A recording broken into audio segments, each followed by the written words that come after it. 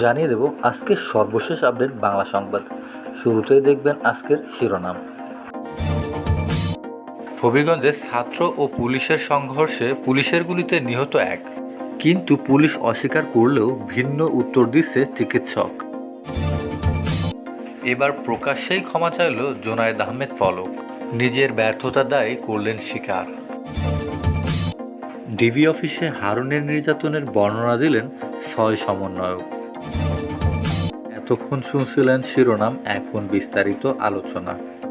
হবিগঞ্জে police এবং বিক্ষোভকারীদের সংঘর্ষের মধ্যে পড়ে একজন নিহত হয়েছে। শুক্রবার বিকালে হবিগঞ্জ শহরে এই ঘটনাটি ঘটে। নিহত ব্যক্তির নাম মোস্তাক মিয়া, ২৪। তিনি পেশায় একজন শ্রমিক। মোস্তাকের সঙ্গে কাজ করেন মারুফ হোসেন। তিনি বলেন, মোস্তাক এখানে জুতা কিনতে এসেছিল, এসে সংঘর্ষের মধ্যে পড়ে যায়। গুলিতে তার মৃত্যু হয়েছে। হবিগঞ্জের অতিরিক্ত পুলিশ সুপারের কাছে জানতে চাইলে তিনি বলেন, এই বিষয়ে আমি তেমন কিছুই জানি না। পরবর্তীতে ২৫০ শয্যা বিশিষ্ট হাসপাতালের আবাসিক চিকিৎসক মহিনুদ্দিন চৌধুরী বলেন, মোস্তাকের হাতে বড় ধরনের আঘাত ছিল, সেটা গুলি কিনা পরে জানা যাবে। চিকিৎসাধীন অবস্থায় তিনি মারা গেছেন। এর আগে বৈষম্য বিরোধী ছাত্র আন্দোলনরত স্বঘোষিত প্রার্থনা ও ছাত্র জনতার গণমিছিলের অংশ হিসাবে জুম্মার নামাজের পর হবিগঞ্জ শহরে বোর্ড মসজিদের সামনে অবস্থান নেয় শিক্ষার্থীরা। ডিবি অফিসে আমাদের জোর করে খাবার টেবিলে বসিয়ে ভিডিও করা হয়। আমাদের ছেড়ে দেওয়ার আশ্বাস দিয়ে পরিবারকে ডেকে ১৩ ঘন্টা বসিয়ে রাখা হয়। মিডিয়ায় মিথ্যা স্টেটমেন্ট দেওয়া হয়। আমাদের শিক্ষকরা দেখা করতে এলেও তাদের সঙ্গে দেখা করতে দেওয়া হয়নি বলে দাবি করেছে বৈষম্য বিরোধী ছাত্র আন্দোলনের ৬ সমন্বয়ক।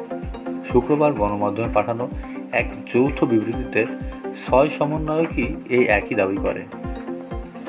বিবৃতিতে বলা হয়, সমন্বয়কদেরকে আটক, সারা দেশের শিক্ষার্থীদের গ্রেফতার, নির্যাতনের প্রতিবাদে গত ৩০ জুলাই রাতে সমন্বয়ক নাহিদ ইসলাম, আসিফ মাহবুব, আবু বাকের ডিবি অফিসে আটক অবস্থায় অনশন কর্মসূচি শুরু করে।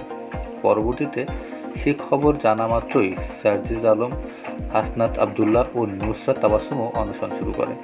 অনশনের কথা পরিবারে ও মিডিয়া থেকে গোপন করা হয়।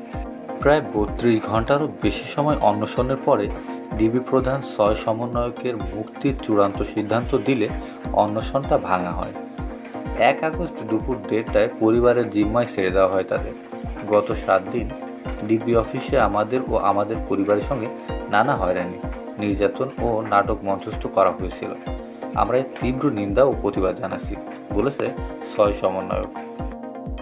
সামাজিক যোগাযোগ মাধ্যমে অপপ্রচার বন্ধের ব্যর্থতা এবং ইন্টারনেট সেবা ব্যাহত হওয়ার সব দায়ভার নিয়ে প্রকাশ্যে ক্ষমা চাইলেন ডাক, টেলিযোগাযোগ ও তথ্য প্রযুক্তি প্রতিমন্ত্রী জোনায়েদ আহমেদ পলক।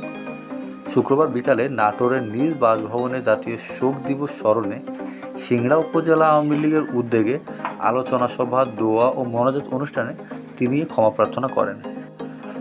পলক বলেন, তরুণ প্রজন্মের কাছে যদি আমার কোনো ভুল হয়ে থাকে, আমি প্রকাশ্যে ক্ষমা প্রার্থনা করছি। ইন্টারনেট ব্যর্থ হওয়া এবং সামাজিক যোগাযোগ মাধ্যমে গুজব প্রতিরোধে ব্যর্থ হওয়ার দায় আমি নিজের কাছে তুলে নিচ্ছি। প্রধানমন্ত্রী হাসিনার যে কোনো সিদ্ধান্ত মেনে নেওয়ার জন্য প্রতিশ্রুতি দিচ্ছি। তিনি বলেন, যেভাবেই হোক ছাত্রছাত্রী এবং কিশোর কিশোরীর সঙ্গে আমাদের যে দূরত্ব এবং ভুল বোঝাবুঝি সৃষ্টি হয়েছে, সেটা দূর করার উদ্যোগ গ্রহণ করতে হবে। সেটা আমাদের ঘর, প্রতিবেশী, প্রতিষ্ঠান থেকেই করতে হবে।